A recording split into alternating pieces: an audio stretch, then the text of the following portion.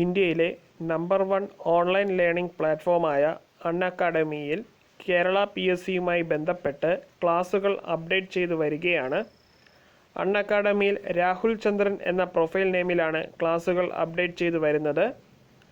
അൺഅക്കാഡമിയിൽ ഞാൻ പബ്ലിഷ് ചെയ്ത വീഡിയോകളുടെ ലിങ്ക് താഴെ ഡിസ്ക്രിപ്ഷൻ ബോക്സിൽ ഇട്ടിട്ടുണ്ട്. ദയവായി നിങ്ങൾ അതിൽ ക്ലിക്ക് ചെയ്ത് കാണുക. എന്നെ ഇതുവരെ ഫോളോ ചെയ്തിട്ടില്ലാത്തവർ ദയവായി ഫോളോ ചെയ്യുക. നമസ്കാരം. അടിയന്തരാവസ്ഥയുമായി ബന്ധപ്പെട്ട ചില പ്രധാനപ്പെട്ട ചോദ്യങ്ങളാണ് കേരള PSC ബുള്ളറ്റിൻ ഈ വീഡിയോയിൽ പങ്കുവയ്ക്കുന്നത്. ഇന്ത്യൻ ഭരണഘടന അനുസരിച്ച് 3 തരം അടിയന്തരാവസ്ഥയാണ് നിലവിലുള്ളത്. 1. ദേശീയ അടിയന്തരാവസ്ഥ ആർട്ടിക്കിൾ 352.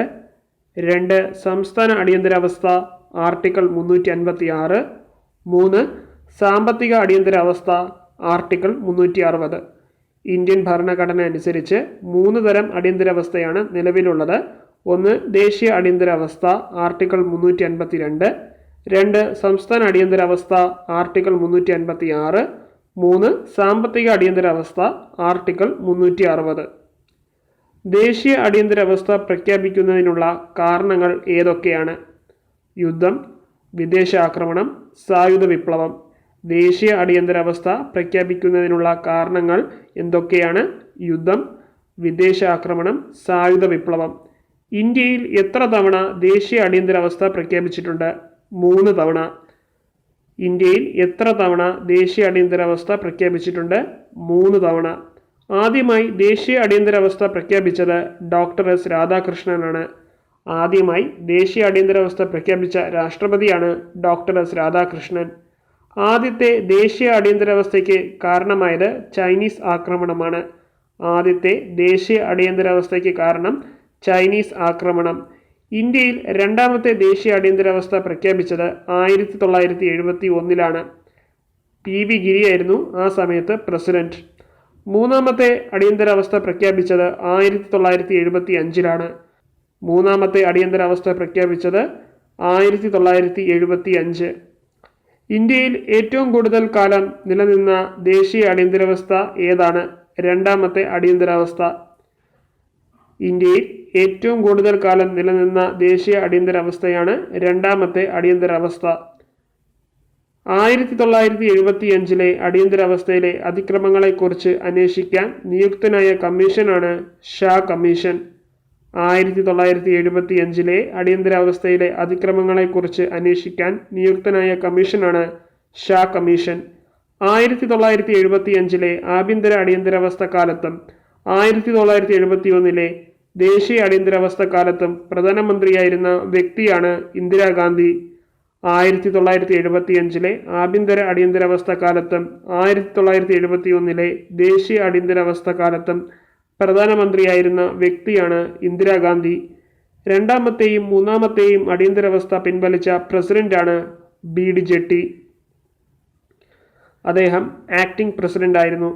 രണ്ടാമത്തെയും മൂന്നാമത്തെയും അടിയന്തരാവസ്ഥ പിൻവലിച്ച പ്രസിഡന്റാണ് BD ജെട്ടി. എത്ര കാലം പാർലമെന്റിന് ദേശീയ അടിയന്തരാവസ്ഥ നീട്ടാനാകും? ഓരോ 6 മാസം കൂടുന്തോറും എത്ര കാലത്തേക്ക് വേണമെങ്കിലും നീട്ടാം. എത്ര കാലം പാർലമെന്റിന് ദേശീയ അടിയന്തരാവസ്ഥ നീട്ടാനാകും? ഓരോ 6 മാസം കൂടുന്തോറും എത്ര കാലത്തേക്ക് വേണമെങ്കിലും നീട്ടാം. സംസ്ഥാന അടിയന്തരാവസ്ഥയുടെ മറ്റൊരു പേരാണ് രാഷ്ട്രപതി ഭരണം. സംസ്ഥാന അടിയന്തരാവസ്ഥയുടെ മറ്റൊരു പേരാണ് രാഷ്ട്രപതി ഭരണം. സംസ്ഥാന അടിയന്തരാവസ്ഥ പ്രഖ്യാപിക്കാനുള്ള കാരണമാണ് ഭരണഘടനാപരമായ പ്രതിസന്ധി. സംസ്ഥാന അടിയന്തരാവസ്ഥ പ്രഖ്യാപിക്കാനുള്ള കാരണം ഭരണഘടനാപരമായ പ്രതിസന്ധി. രാഷ്ട്രപതി ഭരണം നിലവിൽ വന്ന ആദ്യ സംസ്ഥാനമാണ് പഞ്ചാബ്. വർഷം 1951. രാഷ്ട്രപതി ഭരണം നിലവിൽ വന്ന ആദ്യ സംസ്ഥാനമാണ് പഞ്ചാബ്. ആർട്ടിക്കിൾ 356 ഉപയോഗിച്ച് ആദ്യമായി രാഷ്ട്രപതി ഭരണം ഏർപ്പെടുത്തിയ സംസ്ഥാനമാണ് കേരളം. ആർട്ടിക്കിൾ 356 ഉപയോഗിച്ച് ആദ്യമായി രാഷ്ട്രപതി ഭരണം ഏർപ്പെടുത്തിയ സംസ്ഥാനമാണ് കേരളം. എത്ര കാലം വരെ സംസ്ഥാനത്ത് രാഷ്ട്രപതി ഭരണം നടത്താം?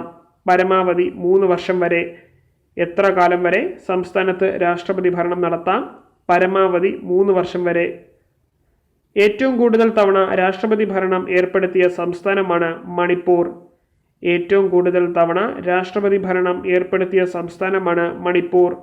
എത്ര തവണയാണ് കേരളത്തിൽ രാഷ്ട്രപതി ഭരണം ഏർപ്പെടുത്തിയത്? 7 തവണ. എത്ര തവണയാണ് കേരളത്തിൽ രാഷ്ട്രപതി ഭരണം ഏർപ്പെടുത്തിയത്? 7 തവണ.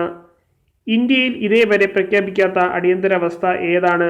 സാമ്പത്തിക അടിയന്തരാവസ്ഥ. ഇന്ത്യയിൽ ഇതേവരെ പ്രഖ്യാപിക്കാത്ത അടിയന്തരാവസ്ഥ ഏതാണ്? സാമ്പത്തിക അടിയന്തരാവസ്ഥ. എപ്പോഴാണ് സാമ്പത്തിക അടിയന്തരാവസ്ഥ പ്രഖ്യാപിക്കുന്നത്? രാജ്യത്തിൻ്റെ സാമ്പത്തിക സ്ഥിതിക്ക് ഭീഷണി ഉണ്ടാകുമ്പോൾ. എപ്പോഴാണ് സാമ്പത്തിക അടിയന്തരാവസ്ഥ പ്രഖ്യാപിക്കുന്നത്? രാജ്യത്തിൻ്റെ സാമ്പത്തിക സ്ഥിതിക്ക് ഭീഷണി ഉണ്ടാകുമ്പോൾ.